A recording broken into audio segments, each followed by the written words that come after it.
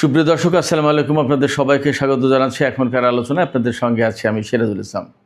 দর্শক, ইসরায়েলের ভেতরে চরম তোলপাড় শুরু হয়েছে, কারণ আমেরিকা এবং ইরানের ভেতরে যে সম্ভাব্য চুক্তি, সেই চুক্তির ব্যাপারে ইসরায়েলের প্রধানমন্ত্রী নেতানিয়াহু আতঙ্কগ্রস্ত হয়ে পড়েছেন। তিনি প্রচণ্ড টেনশনে এবং তিনি সরাসরি বলছেন এই চুক্তি একটা খারাপ চুক্তি হতে যাচ্ছে। একই সাথে মার্কিন সাবেক পররাষ্ট্রমন্ত্রী ডোনাল্ড ট্রাম্পের আগেরবারের প্রথম পররাষ্ট্রমন্ত্রী মাইক পম্পেও তিনি বলছেন এই চুক্তি 2015 সালের চুক্তির মতো, অর্থাৎ বারাক ওবামার সময় যে চুক্তি হয়েছিল সেই চুক্তির মতো হতে যাচ্ছে।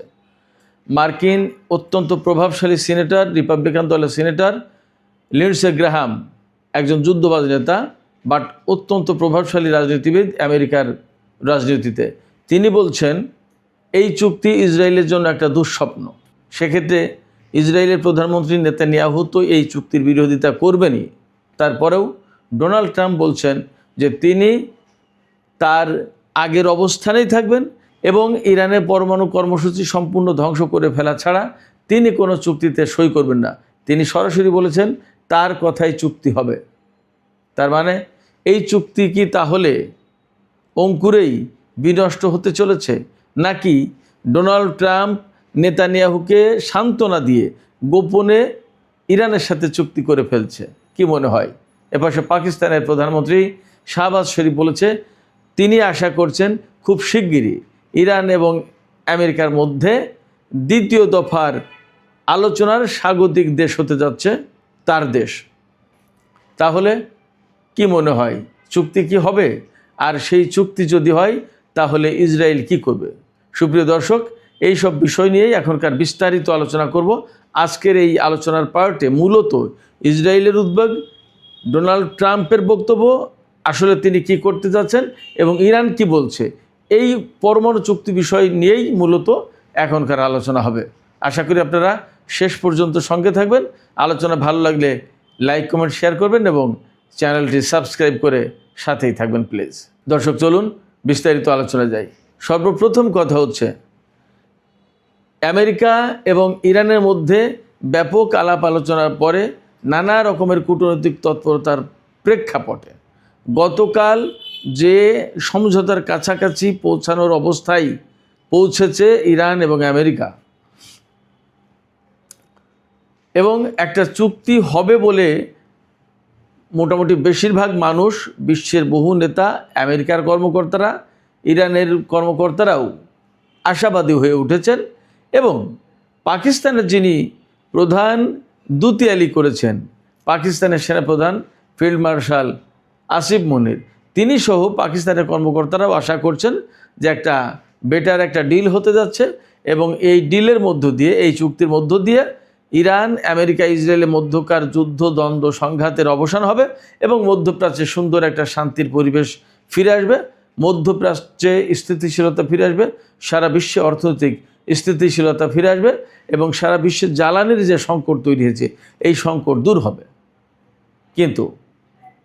কিন্তু গতকালের এই সম্ভাব্য চুক্তির বিষয়বস্তু ফাঁস হওয়ার পরে থেকে ইসরায়েলের ঝড় বয়ে চলেছে। ইসরায়েলে চলছে তোলপাড়।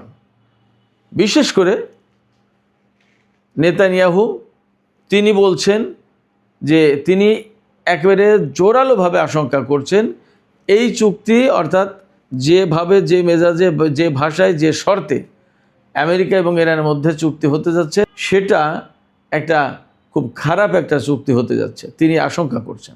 কেন তিনি এই আশঙ্কা করছেন? নেতানিয়াহু আশঙ্কা করছেন এই কারণে, তার ভাষায়, আমার কথা না, নেতানিয়াহু যা বোধ করছেন, ভাবছেন বা যা ফিল করছেন সেটা আমি বলছি। নেতানিয়াহু মনে করছেন এই চুক্তির আওতায় একেবারে লেবানন পর্যন্ত, অর্থাৎ লেবাননে যুদ্ধবিরতি কার্যকর হবে, লেবাননে ইসরায়েল হামলা চালাতে পারবে না। তারপরে ইরানের সাথে আমেরিকা ইসরায়েলের যুদ্ধবিরতি একদম পুরোপুরি কার্যকর হবে, যুদ্ধ বন্ধ হবে। কিন্তু ইরানের পরমাণু কর্মসূচি নিয়ে বর্তমান যে আলোচনা, বর্তমান যে চুক্তির কথাবার্তা হচ্ছে তাতে কোনো কথা নেই। এমনকি ইরানের হাতে যে সমৃদ্ধ ইউরেনিয়াম রয়েছে সেগুলো নিয়েও কোনো কথা নেই। তাহলে ইরানের পরমাণু কর্মসূচি যদি অক্ষত থাকে, যদি ইরানের সমৃদ্ধ ইউরেনিয়াম ইরানের হাতেই থাকে এবং ইরানের ক্ষেপণাস্ত্র কর্মসূচি থাকে, হিজবুল্লাহর সাথে যুদ্ধবিরতি হয়, অথচ হিজবুল্লাহকে নিরস্ত্রীকরণের কোনো ব্যবস্থা না করা হয়, তাহলে এই চুক্তি করার তো কোনো মানেই নেই। এই চুক্তি মানে হচ্ছে ইরানের এবং হিজবুল্লাহর যত শর্ত ছিল সেই শর্তগুলো মেনে নেওয়া। আমেরিকা কেন এই শর্ত মেনে নিয়ে চুক্তি করবে এবং এই চুক্তির আওতায় কেন ইসরায়েলকে ফেলবে? ইসরায়েল তো এতে ক্ষতিগ্রস্ত হবে। নেতানিয়াহুর বক্তব্য, নেতানিয়াহুর কথা হচ্ছে যে কোনো মতেই ইরানের হাতে সমৃদ্ধ ইউরেনিয়াম থাকতে পারবে না এবং পরমাণু কর্মসূচি থাকতে পারবে না। যদি পরমাণু কর্মসূচি থাকে তাহলে ইরানের বিরুদ্ধে যুদ্ধ অব্যাহত রাখতে হবে এবং ইরানের বিরুদ্ধে হামলা হবে না, তার কোনো নিশ্চয়তা বা গ্যারান্টি নেতানিয়াহু দেবে না। এখানে মার্কিন দুইজন রাজনীতিবিদের কথা আমি আপনাদেরকে আরেকটু স্মরণ করে দিই, তাহলে প্রেক্ষাপটটা আরও বুঝতে সহজ হবে। লিন্ডসে গ্রাহাম, এই লিন্ডসে গ্রাহাম দীর্ঘদিন ধরে তার জীবনটাই গেল যুদ্ধবাজি চিন্তাভাবনা করে, অসম্ভব রকমের যুদ্ধবাজ, হকিশ একজন লিডার, হকিশ রাজনীতিবিদ আমেরিকার। তিনি রিপাবলিকান দলের সিনেটর, খুবই প্রভাবশালী। যখনই থাকুক না কেন, কিছু ব্যক্তি থাকে না যে খুব নামে কাটে ভারে কাটে, এই নামে এবং ভারে কাটে এই লিন্ডসে গ্রাহাম। তিনি সরকারি দলে থাকুন আর বিরোধী দলে থাকুন, রিপাবলিকান দল তো সবসময় সরকারি দল থাকে না, কখনো কখনো তো বিরোধী দল হয়। বিরোধী দলে থাকা অবস্থায়ও খুব প্রভাবশালী, অস্ত্র ব্যবসার সাথে তার যোগাযোগ আছে বলে জানা যায়। এই লিন্ডসে গ্রাহাম বলছেন যে সম্ভাব্য চুক্তির কথা শোনা যাচ্ছে সেটা ইসরায়েলের জন্য একটা দুঃস্বপ্ন। এই আলোচনায় বা এই যে সম্ভাব্য চুক্তি, তাতে ইরানের পরমাণু কর্মসূচির কোনো কথা নেই। লিন্ডসে গ্রাহামও কিন্তু সেই কথাই বলেছেন। লিন্ডসে গ্রাহাম চান যে আমেরিকার হাতে কোনো রকমের পরমাণু কর্মসূচি থাকতে পারবে না, ইরানের হাতে কোনো রকম সমৃদ্ধ ইউরেনিয়াম থাকতে পারবে না। অথচ মজার কথা, আমি এর আগে দু একবার বলেছি, আজকে যে ইরান পরমাণু কর্মসূচি পরিচালনা করছে, যে পরমাণু কর্মসূচি নিয়ে এত এত সংকট, এই পরমাণু কর্মসূচি তো দিয়েছিল বিপ্লবের আগে আমেরিকা। তখন কিন্তু জায়েজ ছিল, কারণ তখন তাদের পছন্দের সরকার ছিল ইরানে, তারা তখন নিজেরা দিয়েছিল, নিজেদের তত্ত্বাবধানেই এই পরমাণু কর্মসূচি পরিচালিত হতো। এই পরমাণু কর্মসূচি রেডি করে দিতে যত টাকা লেনদেন সমস্ত সব কিছু আমেরিকার সাথে হতো। ওখান থেকে আমেরিকা লাভ পেত, টাকা পেত, ডলার পেত, তাহলে খুব শান্তি ছিল। কিন্তু বিপ্লবের পরে তো আমেরিকার সাথে সম্পর্ক ছিন্ন করে ফেললো ইরান, পরমাণু কর্মসূচি থেকে তাদেরকে সরিয়ে দিল এবং রাশিয়ার মাধ্যমে এই পরমাণু কর্মসূচি বাস্তবায়ন করলো। ফলে এখন এই পরমাণু কর্মসূচি আর ভালো নেই, এই পরমাণু কর্মসূচি অত্যন্ত খারাপ হয়ে গেছে। ইরানের এই পরমাণু কর্মসূচি এটা করার কোনো অধিকার নেই, এটা থাকাই উচিত না। এই যে আমেরিকার রাজনীতিবিদদের যে ডাবল স্ট্যান্ডার্ড, এটা খুব ডেঞ্জারাস, এটা ভালো না, খারাপ নজির তৈরি করে এবং করে আসছে। তো লিন্ডসে গ্রাহাম যে বলছেন যে এই চুক্তি সম্ভাব্য, এই চুক্তি ইসরায়েলের জন্য দুঃস্বপ্ন, নাইটমেয়ার, তা এই কথা বলে বেসিক্যালি ইসরায়েলকে উস্কে দেওয়া হচ্ছে, অর্থাৎ যাতে নেতানিয়াহু ইসরায়েলের প্রধানমন্ত্রী এই চুক্তি না মানে, বরং তিনি যাতে ডোনাল্ড ট্রাম্পের সাথে আবার ঝগড়া কলহ বাকবিতণ্ডায় লিপ্ত হয় এবং ইরানের সাথে ডোনাল্ড ট্রাম্প যাতে এই চুক্তি না করে এবং একটা শান্তির পরিবেশ আদৌ যাতে তৈরি না হয়, এইটা হলো মূল টার্গেট লিন্ডসে গ্রাহামের এই উস্কানি দেওয়ার। এখন এই উস্কানিতে তো পড়েছেন নেতানিয়াহু, আমরা জানি বা বুঝতে পারছি। নেতানিয়াহু তো আগের থেকেই উস্কানি দিয়ে আসছেন ডোনাল্ড ট্রাম্পকে, আর সেই নেতানিয়াহুকে এখন উস্কানি দিচ্ছে লিন্ডসে গ্রাহাম। তাই পরিস্থিতি কোথায় যায় আপনারা ভাবেন। এদিকে ডোনাল্ড ট্রাম্প প্রথমবার যখন ক্ষমতায় এসেছিলেন 2016 সালে, তখনকার পররাষ্ট্রমন্ত্রী মাইক পম্পেও, এই মাইক পম্পেও একসময় সিআইএর পরিচালক ছিলেন। পম্পেও বলছেন যে এটা ইসরায়েলের জন্য একটা বিরাট খারাপ চুক্তি হতে চলেছে। তো এই ধরনের কথাবার্তা বলে তো ইসরায়েল তোলপাড় সৃষ্টি করবে, ইসরায়েল আমেরিকার সাথে ঝামেলা করবেই, ইসরায়েল এই চুক্তি হতে দেবে না, এটা তো স্বাভাবিক ব্যাপার। পম্পেও বলছেন যে সম্ভব এই চুক্তি 2015 সালের ওবামার সময় যে চুক্তি হয়েছিল সেই চুক্তির মতো, এবং এই চুক্তি যদি হয় ইরান সারা বিশ্বে নাকি সন্ত্রাসবাদী কার্যক্রম চালাবে। ইরান সন্ত্রাসবাদী কার্যক্রম চালাচ্ছে নাকি ইসরায়েল নাকি আমেরিকা, কারা চালাচ্ছে, সারা বিশ্বের মানুষ কি বিশ্লেষণ দেয়। এদিকে ইসরায়েলের একজন কর্মকর্তা জানিয়েছেন ডোনাল্ড ট্রাম্প শনিবার রাতে, অর্থাৎ যে রাত গেল, এই রাতে নেতানিয়াহুকে ফোন করেছিলেন।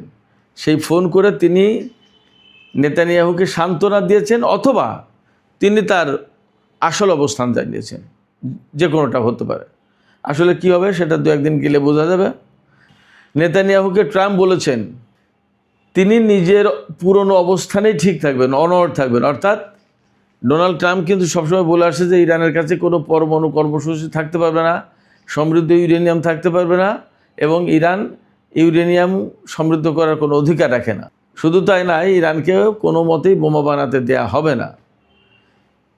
এই যে তার অবস্থান, এই অবস্থানেই অনড় থাকবেন। নেতানিয়াহুকে বলেছেন যে ইরানের সাথে যত চুক্তি হোক না কেন, এই অবস্থান না হলে কোনো চুক্তি হবে না।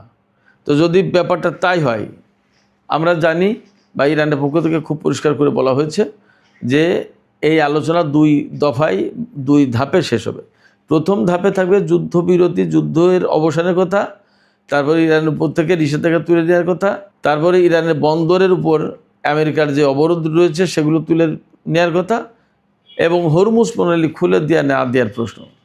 পরবর্তীতে যখন 30 থেকে 60 দিনের যে যুদ্ধবিরতির মেয়াদ থাকবে, ইরান বলছে যে পরবর্তী অর্থাৎ দ্বিতীয় ধাপে যে আলোচনা হবে তখন পরমাণু কর্মসূচি, ইউরেনিয়াম, এই সমস্ত বিষয় নিয়ে কথা হবে। তবে ইরানের পক্ষ থেকে পরিষ্কার করে বলা হয়েছে ইরানের হাতে যে সমৃদ্ধ ইউরেনিয়াম আছে তা কোনো মতেই বিদেশের মাটিতে পাঠাবে না, সেটা দেশেই থাকবে।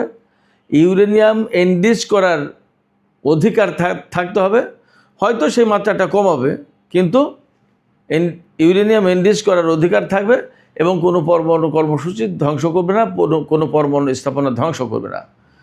ট্রাম্পের চাওয়া এবং ইরানের চাওয়া কিন্তু আসলে 2 মেরুর। ট্রাম্প চায় এগুলো সব ধ্বংস করে দিতে, ইরান চায় যে না, এগুলো তার জাতীয় সম্পদ, এগুলো তার অধিকার, এগুলো তার হাতে থাকবে।